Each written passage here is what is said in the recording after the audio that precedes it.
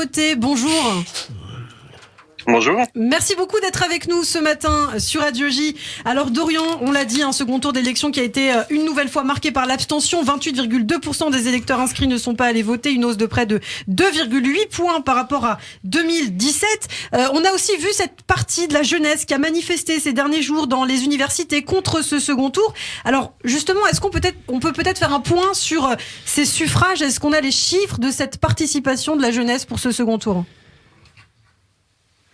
Oui, et quand on les regarde, alors j'ai pas encore le chiffre très affiné, mais quand on le regarde, il y a la confirmation du premier tour, c'est-à-dire qu'on a une rupture générationnelle qui est très forte, avec un changement de relation à la fois au vote et un changement de relation aussi avec le temps démocratique, avec le temps de la vie démocratique, celle du rendez-vous tous les 5 ans qui évolue et le rapport au vote qui change. Et vous le mentionnez, le chiffre, ce chiffre record de l'abstention, il est quand même, il doit un peu nous sonner, il doit sonner un peu le tocsin. Ce matin, celui du réveil démocratique, c'est le plus haut taux d'abstention depuis 53 ans. Ça veut dire quelque chose. Il faut écouter le message des électeurs, écouter le message de ceux qui ne sont pas allés voter, entendre ce silence des urnes. Et c'est véritablement, je pense, l'urgence démocratique du jour qui doit conduire l'action politique des mois à venir. C'est un quinquennat pour le progrès démocratique. Les plus jeunes ne votent pas, et quand ils votent, notamment les jeunes actifs, les 25-34, ils votent Marine Le Pen au second tour. Ils votent pour des extrêmes. C'est le reflet de la difficulté à entrer dans la vie d'adulte, ou bien c'est un véritable engagement idéologique?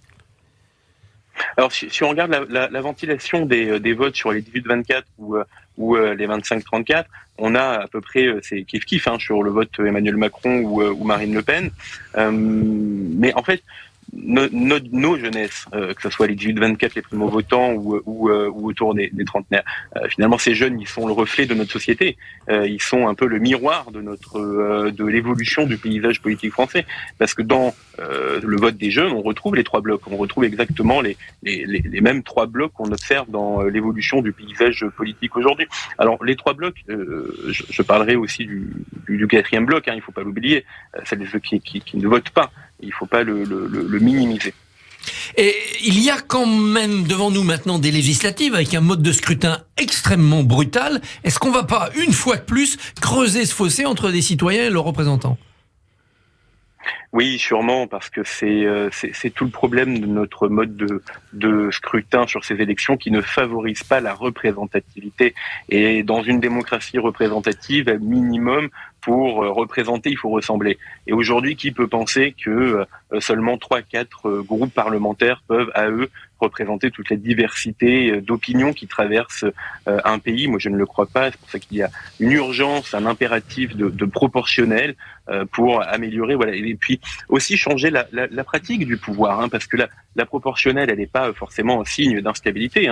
On essaie souvent de nous dire que on va retourner à la 4e République et donc dans le régime des partis. Non, l'échec de la 4e République, il est lié au régime politique, un régime parlementaire, pas au mode de désignation de ses députés. On peut imaginer d'avoir une Assemblée nationale élue à la proportionnelle de manière intégrale, qui reflète la diversité des opinions, des idées, des courants qui agitent le pays aujourd'hui. Imaginez que ça change la pratique du pouvoir, comme je le disais, avec des formes de coalition, de projets, de coalition, et donc qui change aussi l'enjeu qu'on donne, l'enjeu politique qu'il peut y avoir dans cette Assemblée. On a la perspective devant nous d'une union des gauches autour de Jean-Luc Mélenchon, du moins il le souhaite, et d'une union reconquête Rassemblement national. Est-ce que ça vous paraît incrédible? Et si ça advient, est-ce que ça peut donner des logiques quasiment de majorité de cohabitation? Mais ça ne me paraît pas incrédible parce que c'est l'affirmation des 3 blocs. Et finalement, on a 3 grands blocs politiques avec 3 grandes tendances, dont 3 leaders qui ont presque des sous-catégories ou des sous-courants autour d'eux. Et chaque leader essaie de fédérer autour le bloc populaire, le bloc national. Reste à voir comment arrivera à fédérer le président de la République autour de son bloc plus central. Il n'est pas improbable, je pense, qu'on ait des surprises sur les élections législatives. D'abord parce que le taux de participation est historiquement faible. Généralement, il y a un effondrement au moment du vote des législatives. Ensuite, parce qu'il n'y a pas eu de surprise sur cette élection présidentielle. C'est même surprenant de ne pas avoir été plus surpris que ça. Donc la surprise peut arriver lors de ces élections législatives. Et puis, Bon, on a souvent tendance en sciences politiques à dire que le fait majoritaire donne une majorité parlementaire quasiment de manière automatique autour du président élu, en l'occurrence le président réélu. Je pense qu'il ne faut pas être aussi affirmatif, d'abord parce qu'il y a 7 semaines de campagne, c'est un temps extrêmement long, le plus long qui ait jamais existé entre le second tour d'une élection présidentielle et le premier tour d'une législative, et qu'il y a une recomposition très forte, en tout cas l'avènement d'une recomposition politique dont je pense qu'il y aura une curiosité de voir une traduction dans les urnes et sur les bancs de l'hémicycle. Merci beaucoup Dorian Dreuil, coprésident de l'ONG à voter. Merci beaucoup d'avoir été avec nous sur Radio J. Dans quelques instants, nous devrions retrouver Agnès Verdier-Molinier, directrice générale de l'IFRAP, Fondation pour la recherche sur les